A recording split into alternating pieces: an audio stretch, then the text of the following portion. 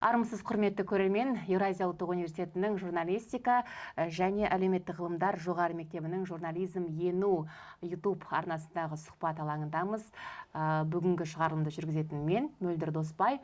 Бұл жолы сөз құдіреті, сахна тілі, жастардың сөйлеу мәдениеті туралы әңгіме өрбітеміз. Студиямыздың қонағы театр өнеріне елеулі үлес қосып жүрген белгілі тұлға, Қазақстан Республикасының еңбек сіңірген қайраткері, профессор, музыкалық жас көрермен театрының директоры Асхат Маемиров. Асхат Максимұлы, қош келдіңіз. Рахмет. Сіз бір сұхбатыңызда театр интеллектуалды диалог құратын алаң деген ой айтқан едіңіз. Жалпы енді мәдениет өкілдерінің, өнер адамдардың арасында бір бітпейтін пікірталас бар. Театрдан көрермен жауап алып қайту керек пе, әлде театр сұрақ тудыру керек пе деген? Сіз қандай ойдасыз? Енді менің ұғымда театрдың диалогтық өнер екені ақиқат, және ол нағыз тірі өнер, жанды өнер. Әрине, екі түрлі тұрғыда театр әсер етеді. Ол бірінші кезекте эмоционалды тұрғыда оның жан сарайына, жүрегіне әсер етеді. Екінші рет рационалды тұрғыда санасына ықпал етіп жатады. Сондықтан әрине мен ойлаймын, спектакльдің эстетикасына байланысты менің ұғымда неге бірінші кезекте мысалға реалистік шығармаларда олардағы сахналану процесі, жалпы кейіпкерлердің айтатын ойы кішкене құрылымы басқаша болып жетеді.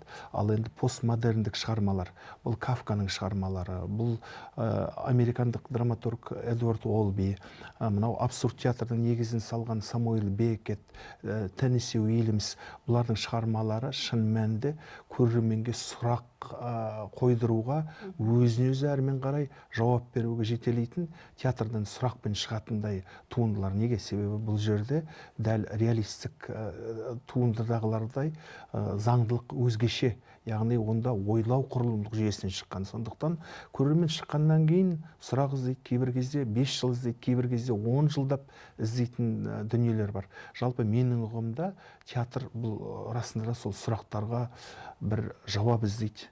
Кейбір кезде ол жауап табылады, кейбір кезде көрерменнің өзі сол сұрақты ары қарай дамытып, өзі іздену керек болады.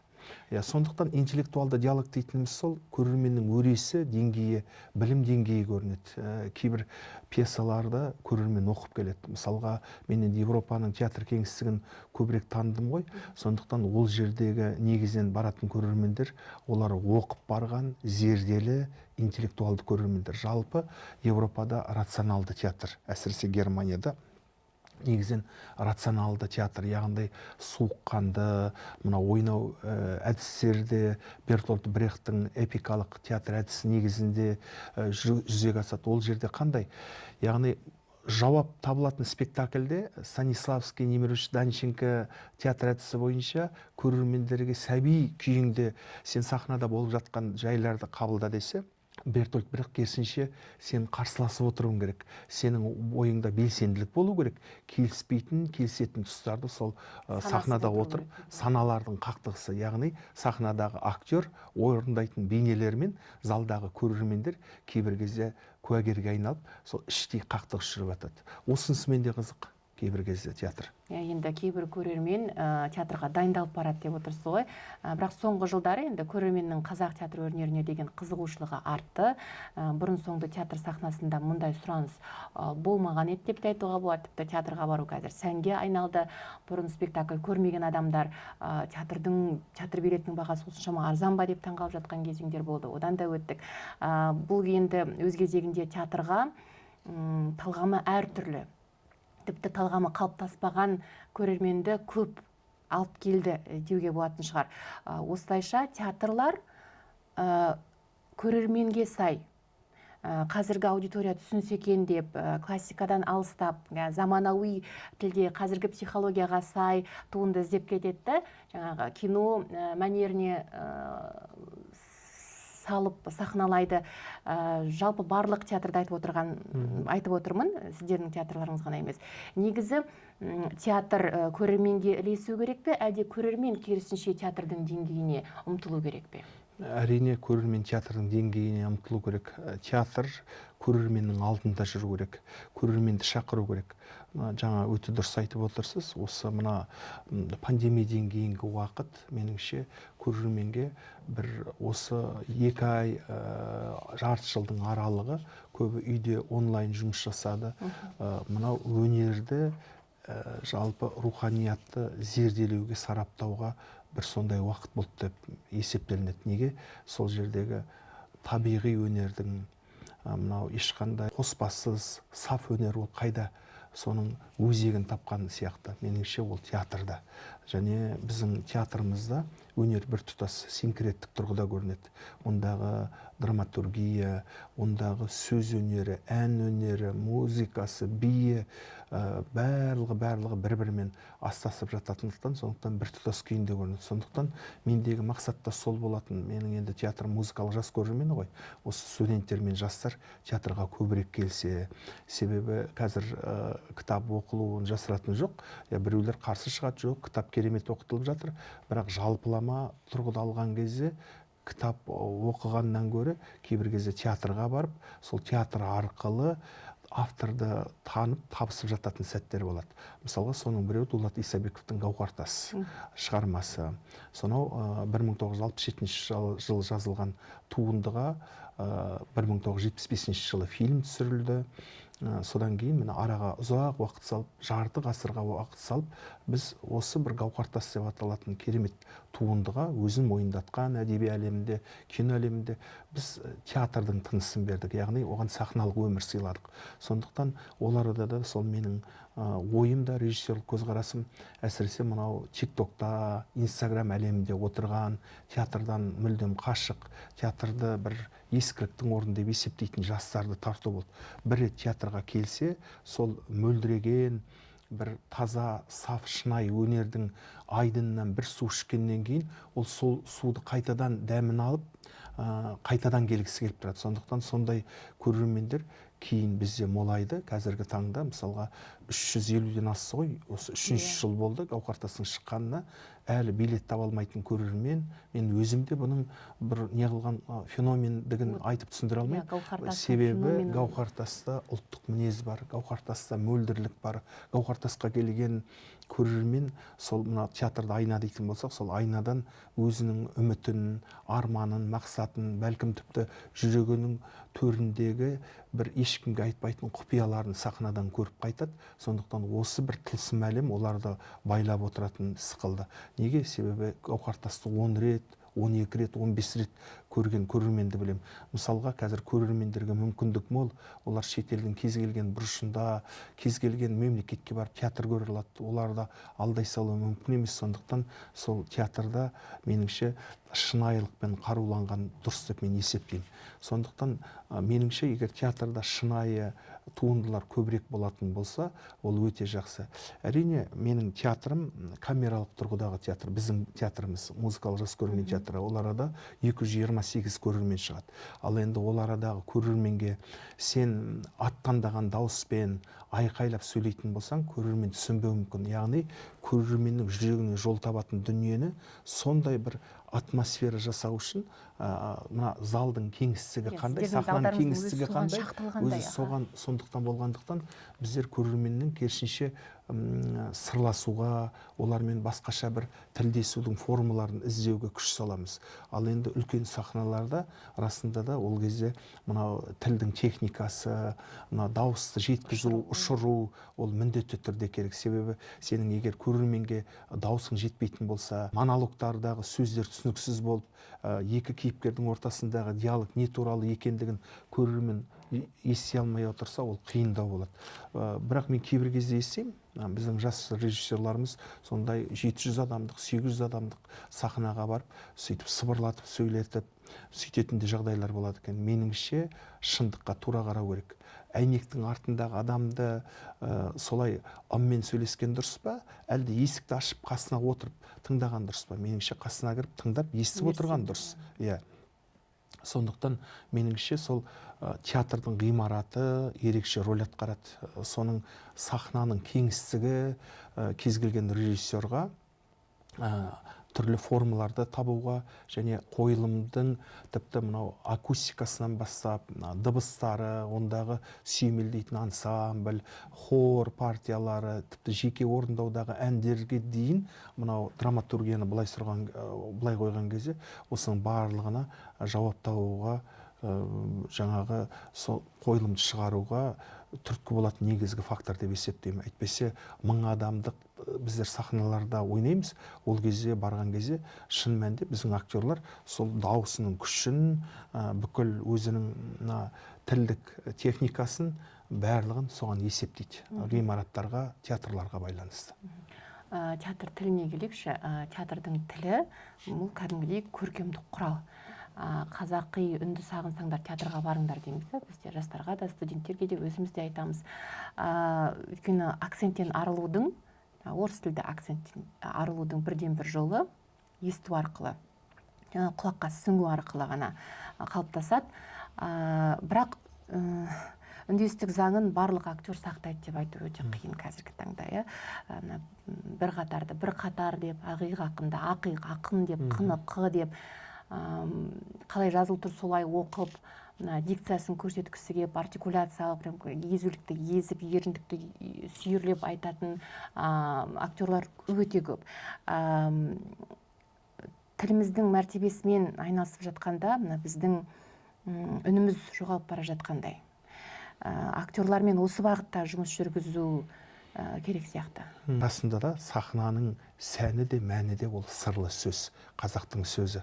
Сондықтан өте дұрыс айтып отырсыз. Кез келген ұлттың театрына барған кезде олардың сөйлеу мәнерін көреміз. Тілдің өзінің өзегінде де ұлттың бүкіл болмыс бітімі, мінезі жатқанның айтып жатудың өзі артық бізге. Сондықтан жаңағы мына 20 ғасырдың басында біздің алаштың зиялылары тілді көп зерделеді.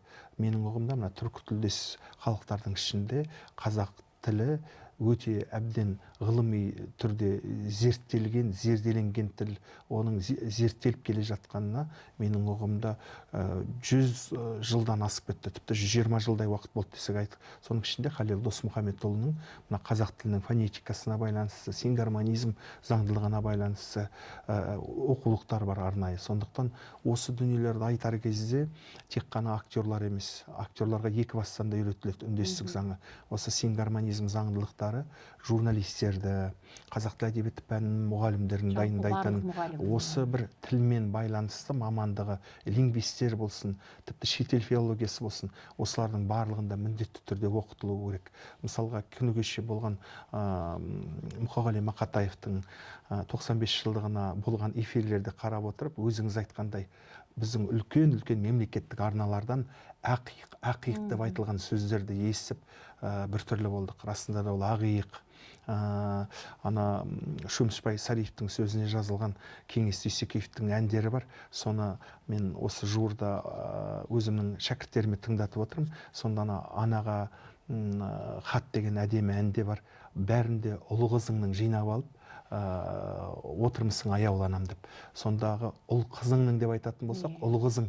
Бұлардың барлығы меніңше, әсіресе мына эфирде отыратын адамдар театрда өз алдына тікелей эфир жүргізеді. Неге? Себебі оларда екінші рет дубль болмайды. Оларда кино саласында болады, телехикая түсіргенде болады. Ал мына тікелей эфирлерде, театр сахналарында бұған өте біз мұқият болуымыз керек, сақ болуымыз керек. Тілдің жанашырлары осындай бір кетіп жатқан кемшін тұстар болса, оны міндетті түрде айтылып отыру керек. Себебі онсыз болмайды. Тіпті мына жалғаулардың жалғануы, кейбір кезде мына драматургиядағы диалекті сөздерден ажыратып, айырып отыратынымыз ол жасырын емес. Бірақ елдің барлығы бірдей режиссерлары тілден хабары болмауы мүмкін, филологиялық білімі болмауы мүмкін. Мысалға, менің өзімнің бітірген мамандығым филология факультеті болғандықтан, бірінші мамандығым менің қазақ тілі әдебиеті пәнінің мұғалімі. Сондықтан мен үшін тілдегі тазалық ол бірінші кезекте. Сондықтан мен осыны әрқашан балаларға, шәкірттерге, актерларға, жұмыс жасайтын жерлерде әрқашан айтып отырамын. Поэзияны көбірек оқыңдар, поэзияда тазалық бар, поэзияда тілге байланысты өте бір адамның мына сөз саптауындағы мүмкіндіктерді ашатын өте бір орасан зор дүниелер бар. Сондықтан көбірек өлең оқыңдар деп мен айтар едім. Ол бір жағынан жадыны да қалыптастырады, екінші жағынан жаңағы сенің үніңнің бір мөлдір, таза, шынайы шығуына да, көркем шығуына да әсер ететін факторлар. Осы орайда біз кез келген шығарманы алғанда, пьесаны алғанда, читкаға дейін осы шығарманы бір лингвистерге бір қаратып алса, соны бір тәртіпке айналдыру керек сияқты. Өйткені мына қазіргі сахнада тілімізге жат тіркестер, енді калька өте көп, тіпті классиктеріміздің шығармасында да болады, енді бірақ оны біз өзгерте аламыз ғой, өзімізге бейімдей аламыз. Соны бір қазақшаландыратын, қазақ тілінде жазылған мәтінді нағыз қазақшаға аударып беретін мамандар керек. Білуімше енді тарихи киноларда сценаристер солдай мамандарды арнайы шақыртады. Сондай үрдісті кәдімгі театрларға міндеттеу керек сияқты. Қалай ойлайсыз? Өте дұрыс. Театрдағы көркемдік кеңес, соны көркемдік жетекші, бүкіл шығармашылық процеске жауап беретін режиссер, қоюшы, жаңағы спектакльді сахналайтын түгел ұжымдық бұл өнер ғой. Соған қатысы бар адамдардың барлығы бұл мәселені айту керек. Негізі театрда әдебиет бөлімі бар, онда редакторлар отырады. Мына кинотеледраматургия мамандығын бітірген жастар жұмыс жасайды, болмаса филология факультетін бітірген ғалымдар, өнертанушылар, театр-танушылар жұмыс жасайды. Меніңше солардың ең бірінші миссиясы да сол. Жаңағы кеткен, әсіресе заманауи драматургияларда, мынау жаңа драма дейміз ғой, соларда жаңа біз айтып отқан мәселелер, кейбір кезде аудармаларда өзіңіз айтып отырғандай тікелей аудару, калькамен аудару сияқты мәселелер кетеді. Ал енді әрине Әуезовтің тілі, ондағы сабақтас, саллас, құрмалас сөйлемдер, Мүсіреповтің драматургиясындағы ағылып келіп жататын ақ өлеңдердің мынау рифмдері, екпіндері, ондағы бір буынның үйлесімділігі, бұның барлығы бір ерекше құбылыс. Жалпы менің ұғымда әрбір театрда Аймауытовтың, Әуезовтің, Мүсіреповтің міндетті түрде Бейімбет Майлин, Ілияс Жансүгіров, осы біздің әдебиетті жасаған көрнекті тұлғаларымыздың туындылары міндетті түрде болу керек. Себебі тілдің тазалығы, тілдің мөлдірлігі, тіпті тілдегі ұлттық мінез, сол барлығы бар бұл шығармаларда. Сондықтан меніңше ұлттық классикалық драматургиядан театрдың репертуарында осындай бір кесек-кесек дүниелер болатын болса, Еңлік Кебек болсын, Қозы Көрпеш Баян Сұлу, Қыз жібек, Қарагөз, Айман Шолпан, Қорғансыздың күні, Қараш-Қараш оқиғасы, Абай, бұлардың барлығы өз кезегінде жастарды жинақы жүруге тәрбиелейтіндей бір құрал. Енді әрине театрда сонымен бірге мынау заманауи драматургияда міндетті түрде болу керек. Бірақ ол жерде де сол шығармаға қойылатын талаптар меніңше сол ұлттық классикалық драматургияны қалай сахналасақ, ол жерде де содан ауытқымау керек. Бірақ мен ойлаймын, әдеби сөйлеймін деп, мына кейіпкерді сондай бір жасандылыққа жеткізбеу керек. Біз қайткен кезде де кейіпкердің жанын жалаңаштаумен айналысуымыз керек. Бірақ үніміз таза болу керек, себебі сахнадан сөз айтылып жатыр, сахнадан монолог айтылып жатады.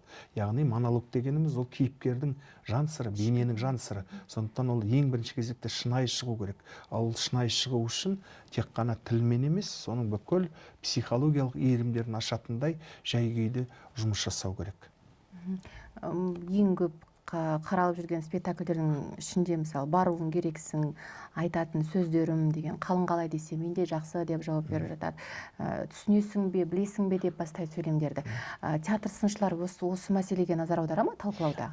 Жалпы театр сынында мына тілдің кәдімгі мәнін, мәйегін түсінетін театр сыншылар бізде өте көп. Мысалға өнертану докторы Бақыт Нұрпейіс бұндай жағдайларда кәдімгі тіл мәдениетіне өте сақ болып отырады. Амангелді Мұқан, Анар Еркебай, Меруерт Жақсылықова, Зухра Исламбаева, бұлар кәдімгі мына ана тілінде білім алып, қазақ тілінде сол үлкен ғылыми жұмыстар, монографиялар жазып жүрген адамдар болғандықтан, тұлғалар болғандықтан, бұлар өте жиі айтып отырады. Және мынау біздің аға буын өкілдері, театрдағы сахнагер, бұрынғы мектептің ортасындағы, қазіргі мектеп пен бұрынғы мектептің ортасындағы алтын көпір іспеттес тұлғалар бар, олар міндетті түрде айтып отырады. Мысалға, тіпті осы Қазақ ұлттық өнер университетінде емтихандар болып жатқан сәттерде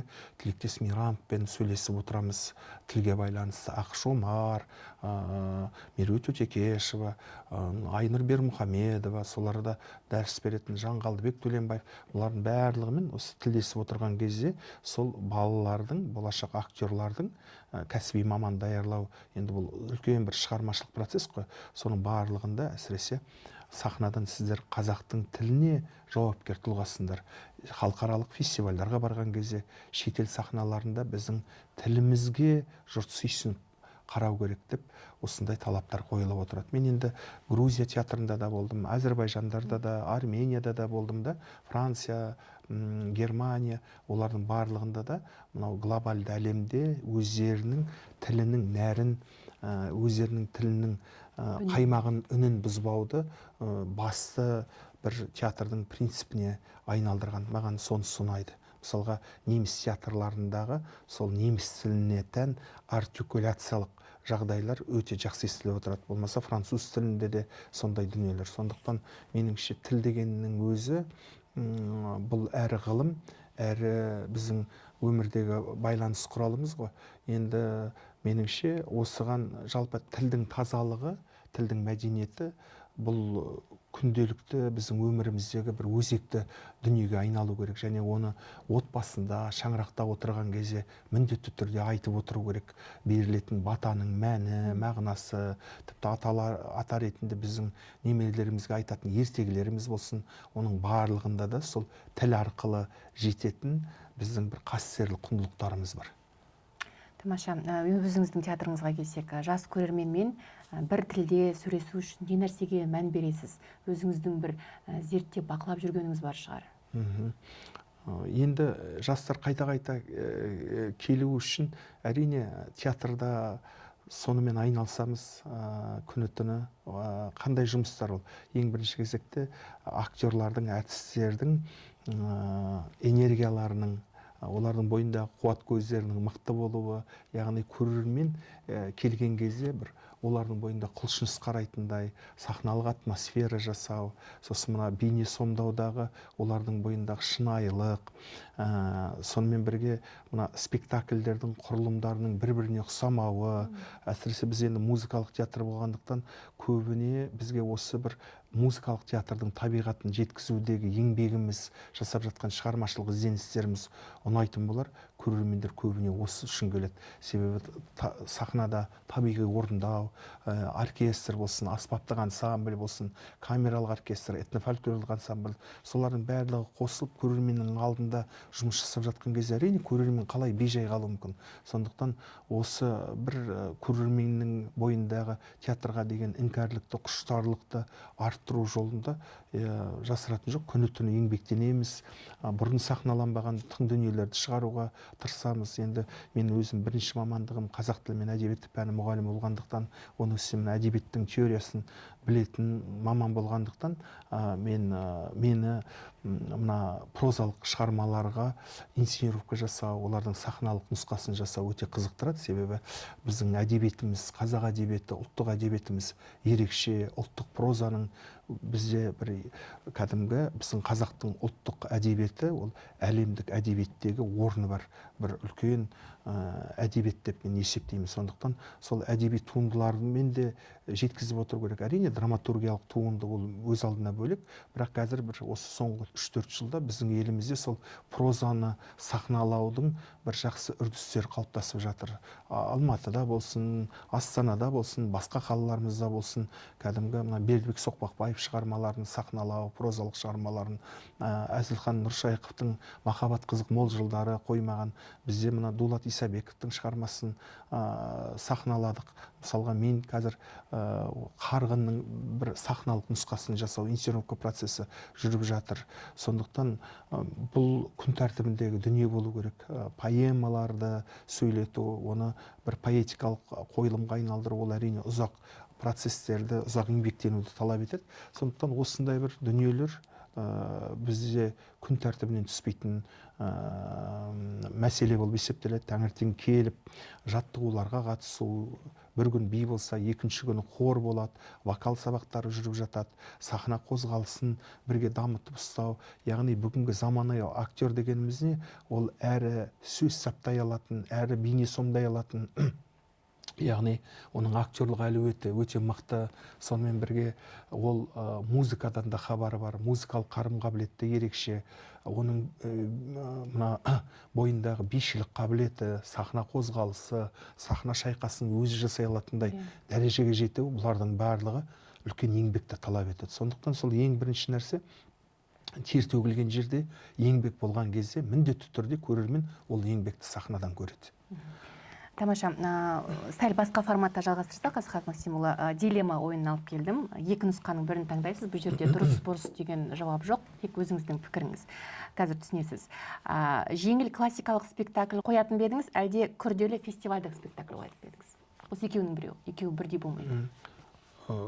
Әрине күрделі дүние туынды жақсы ғой. Жалпы мен сұрақтың мына қойылуын түсіне алмай тұрмын. Классикалық дүние болатын болса, кассалық болар. Жеңіл кассалық спектакль, әлде күрделі туындылар. Күрделі туындыны шығарған ол режиссерға да олжа, актерға да олжа. Жақсы, екінші дилемма. Пьеса мәтінін барынша түпнұсқаға жақын қолдану, әлде барынша сіңіріп, режиссерлік із қалдырып, жаңа көзқараспен жазып шығу? Менің ұғымда автордың тіліне тиіспеу керек. Әуезовтің, Әбіш Кекілбайдың, Мұхтар Мағауиннің, Төлен Әбдіковтің, Роза Мұқанова, Ермек Аманшаев, Әуезовтен, Аймауыттан бассақ, олардың тілін бұзуға режиссердің авторлықта, моральдықта құқығы жоқ. Неге? Себебі ол туындылар жазған кезде, ондай өміршең туындылар дүниеге келген кезде, бір ғасыр болсын, 150 жыл болсын, дүниеге әкелген кезде, оны ол ұлы суреткерлер, көрнекті жазушылар нені жазып отырған, ұрпақ үшін қандай құндылықтарды айтып отырғанын біліп кетті. Ал енді олардың мынау шығарылу формасы, сахналық формасы заманауи тұрғыда болатын болса, оған қарсы емеспін. Бірақ мәселе сол мынау әлі келмегеннен кейін Әуезовтегі айтылатын ойдың астарын, сөз астарын, ой астарын айтпағаннан кейін, ашалмағаннан кейін сөзді қоя салып, пластикалық шешіммен, хореографиялық шешіммен шеше салайықсы осыны дейтіндер табылып жатса, мен соларға айтатын ескертпем. Сен қиын дүниемен айналысу керек. Жалпы мына Шекспир шығармалары қаншама ғасырдан бері сахналанып келе жатыр. Мольер, шетелде Гауптман, Брехт шығармалары, оларды жақтарда Еуропада бұл қатаң қадағалаудан өтеді.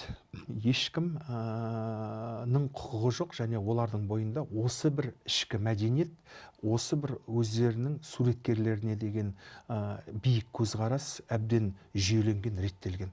Меніңше біздің отандық театр саласында да осындай бір авторға деген биік көзқарас болу керек. Аудиторияға өтетін дейікші енді трендтердегі, әлеуметтік желілердегі мемдерді түсініп отырсыз ғой, мемдерді диалогтарға еркін қосу, әлде импровизацияға қатаң жол бермеу? Менің ұғымымда театрдағы заманауи комедиялар сахналанады ғой, сонда мүмкіндік беріледі. Сол туралы айтып отырмын. Иә, меніңше бұндай жағдайда беріледі. Европада бұны драматург жазбайды. Бұны тіпті мына қойылымда жазылады. Текстің авторлары дейді, 2-3 адамды көрсетеді. Оның ішінде актерлар да бар, режиссер да бар екен, және отырып өздері соавторға айналады. Яғни біріккен бір ол кезде қолдануға болады деген ойдамын. Себебі мақсат біреу, себебі заманауи бүгінгі болып жатқан қоғамдағы жастардың, бәлкім жас отбасының өмірі, жас жүрген жігіттер мен қыздардың ортасындағы бір дүниелер шығып жатса, ол да керек сияқты. Ол деген сөз түгелдей үрдіс салып сөйтіп кетпеу керек. Ұтымды болса, меніңше өзін өзі сахналық бір ақтаулармен, дәлелдеулермен шығаратын болса, қоюға болады әбден. Жалпы әртістердің импровизацияға көшкені ұнай ма? Режиссер қандай күйде болады импровизацияны көргенде? Бұл Станиславскийда да, Немирович Данченкода да, Брехтта да, Михаил Чеховта да, Вахтангов ерекше осыған күш салған. Импровизация, актердің суырып салмалығы міндетті түрде керек. Сахнада әртүрлі объективті, субъективті жағдайлар болады. Сіз енді актерлар отбасында болғандықтан түсінесіздер. Мына гастрольге барған кезде, ауыл елдерді аралаған кезде, ең соңғы спектакль, ең соңғы қойылым, зеленый спектакль дейді. Ол енді тікелей етіп аударуға болмас, бірақ жаңағы ол арадағы неше түрлі кейін бір жыл бойы айтып жүретіндей қызықтар болады. Мысалға, шелектің ішіне су болу керек, мұз қойып қояды.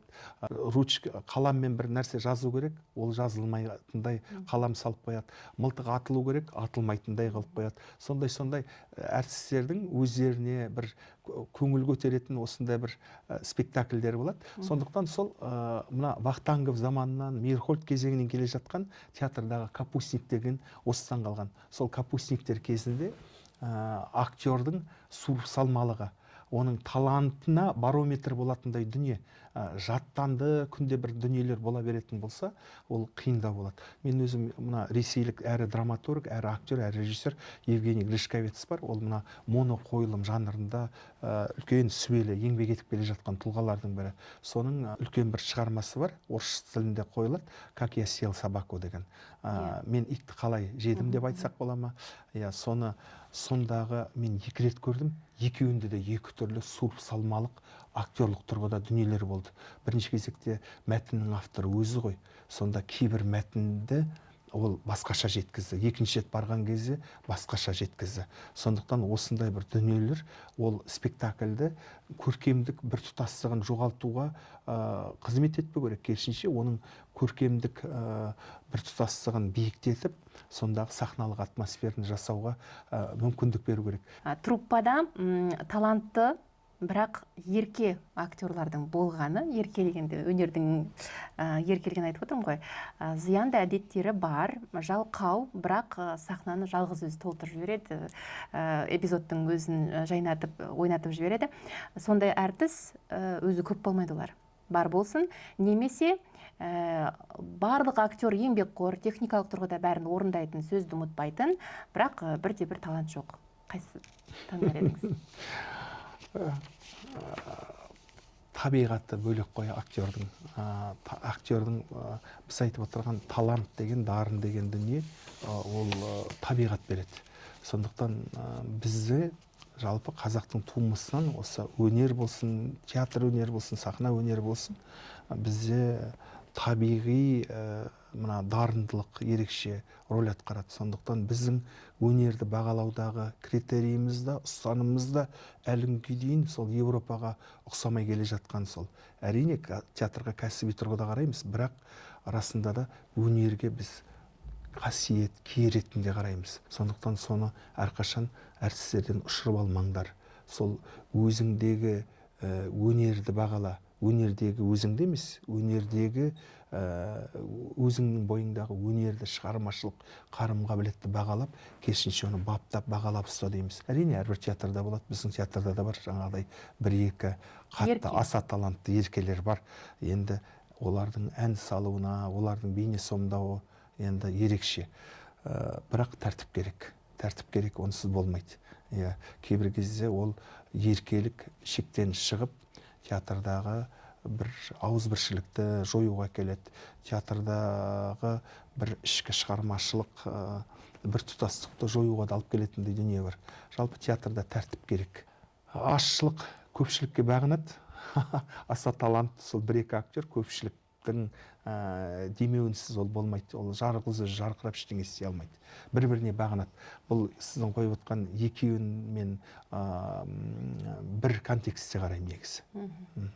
Осыны толықтырып өтейікші, жаңағы талантты, бірақ ерке актермен жұмыс істеу әрине оңай емес, бірақ өнерге нағыз жаны ашитын басшы сондай тұлғалармен жұмыс істей алу керек. Десе де енді көптеген көркемдік жетекші болсын, режиссерлар болсын, театр басшылығы тәртіпке бағынбайтын қызметкерге оның талантына қарамастан шыдай бермейді. Осы орайда өзіңіз бір қандай кеңес берер едіңіз басшыларға? Не істеу керек? меніңше актерді жасайтын сол ортасы.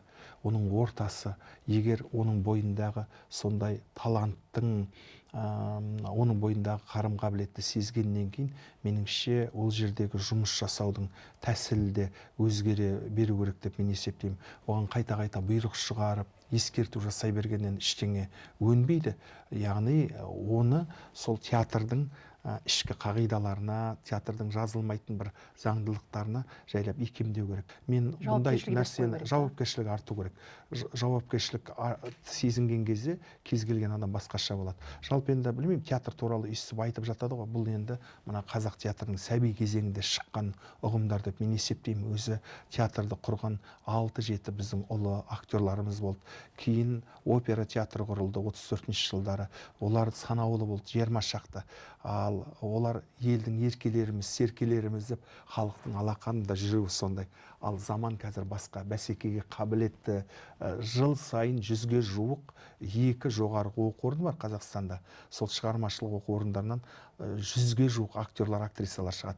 Яғни өнер нарығында үлкен бәсекелестік жүріп жатыр.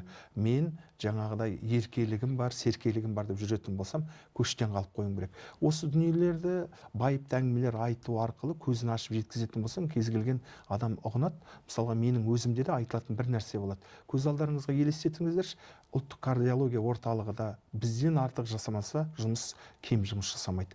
Нейрохирургия орталығында тіпті қарапайым осы қалаларда, ауруханаларда сол жердегі дәрігерлер ерке болса қалай болады? Жұмысқа кешігіп келетін кезде қалай болады? Операцияға кешігіп келсе, болмаса өрт сөндіруші де еркелеп кешігетін болса, құтқарушы, мектептегі мұғалім не болады? Онда хаос басталады. Сондықтан сен хаосқа жеткізбе, сенің өнеріңді бағалаймыз, құрметтейміз, қадірлейміз, бірақ жауапкершілікті сезін.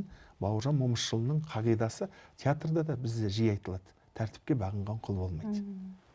Тамаша, қазір енді театр режиссерларының, жалпы режиссердің міндеті өзгеріп кеткен сияқты. Білмеймін, менің байқауым енді барынша режиссерлық тапқырлыққа ұмтылып, ұтымдылықты ойлап кетеді. Жаңа жарықпен, декорациямен, хореографиямен ерекшеленгісі келеді де, актерларға көп еркіндік беріледі. Ал менің бала кезімде, осыдан 30 жыл бұрын дейікші, режиссерлар көбіне актердің сөзімен, оның көзқарасымен, мизансценамен, тіпті көруін қойып беретін, даусымен, үнімен жұмыс істейді да, ол микрофонсыз кездер ғой шіркін. Қазір сыншылардың көбі ол кезде де режиссердің жұмысына емес, актердің жұмысын бағалайтын. Неге қазір, мысалы, неге қазір спектакльдер ойынымен емес, режиссурасымен бағаланып жатыр? Себебі қазір бір ғасырдай уақыт болып қалды. Режиссерлық театр алда келе жатыр. Режиссерлық театр. Бұрын режиссер сонау 20-ші жылдарға дейін қосалқы ғана қызмет атқарып, алдыңғы планда актер болатын болса, режиссер қазір спектакльдің авторына айналды. Пьесаның авторы ол драматург, ал спектакльдің авторы режиссер. Режиссерлік көзқарас, әсіресе авторлық режиссерді дүниеге келді. Ол мынау Ресейде біз айтып отқан Станиславский, Немирович Данченко, Всеволод Мирхольд, Михаил Чехов, Евгений Вахтангов, Таировтармен басталды. Кейін Любимовтар, ол үрдісті жалғастырды. Марк Захаров, жаңағы Ефремовтар. Ал Европада Отто Брам, Бертольд Брехт, осылар авторлық режиссерін алып келді. Біздің Қазақстандағы да Әзірбайжан Мәмбетовтың режиссерысы, ол авторлық режиссер болып есептеледі. Яғни режиссер бұл арада негізгі темірқазық. Сол актерлық ансамбльдерді жасап, керемет актерлардың шоқтығы биік бейнелерін икемдеп отырып, спектакльді алға жылжытып отырады. Себебі режиссері жоқ театрлар ол өспейді, керісінше құлдырай бастайды. Себебі режиссерда ерекше көрегендік болу керек. Асхат Максимұлы Еуразия ұлттық университетіне журналистика және әлеуметтік ғылымдар жоғары мектебіне келіп, тұшымды сұхбат бергеніңізге рахмет. Биыл енді Еуразия ұлттық университетіне 30 жыл толып отыр. Өзіңіздің бір жылы лебізіңіз болса, мархабат. Лев Гумилев атындағы Еуразия ұлттық университеті біздің Қазақстанның жоғарғы білім, ғылым кеңістігіндегі іргелі университеттердің бірі. Қазір университеттің әлеуеті жылдан жылға артып келе жатыр. Бұл жерден нағыз мықты мамандар шығып жатыр, магистрлер, докторлар, ғылым докторлары, сосын ғылыми зерттеу институттары бар. Біздің ұлттық тарихты зерттеудегі Абай мұраларын зерттеу, Алаш мұраларын зерттеудегі ізденістері мені әрқашан тәнті қылады. Енді мен осы университеттің 20 жылдығында сол кездегі ғылыми конференциялар көз алдымда, сол кезде келген шетелдік профессорлар да көз алдымда. Сондықтан осы жылдардың ішінде университет біздің Қазақстанның мына жоғарғы білім жүйесінде болып жатқан үрдістерді, бір заманауи жаңашылдықтарды енгізуде бір өте көшбасшылық үлкен рөлге ие болып келе жатыр. Сондықтан университеттің оқытушылық профессорлық құрамына тек қана ғылыми жетістіктеріңіз көп болсын, шығармашылық жетістіктерге жете беріңіздер деп тілегім келеді. Және еліміздің игілігі жолығында еңбек ететін, жүректері ел деп соққан отаншыл, саналы азаматтар көбірек шықсын. Көп рахмет. Театр тілінің көркемдігі, оның жастар санасына әсер жайлы бүгін көп айттық. Нағыз маманның пікірі Еуразия ұлттық университетінің қорында қалды. Осымен бұл сұхбат мәресіне жетті. Құрметті көрермен, келесі эфирде жүздескенше, театрда көріскенше аман сау болыңыздар.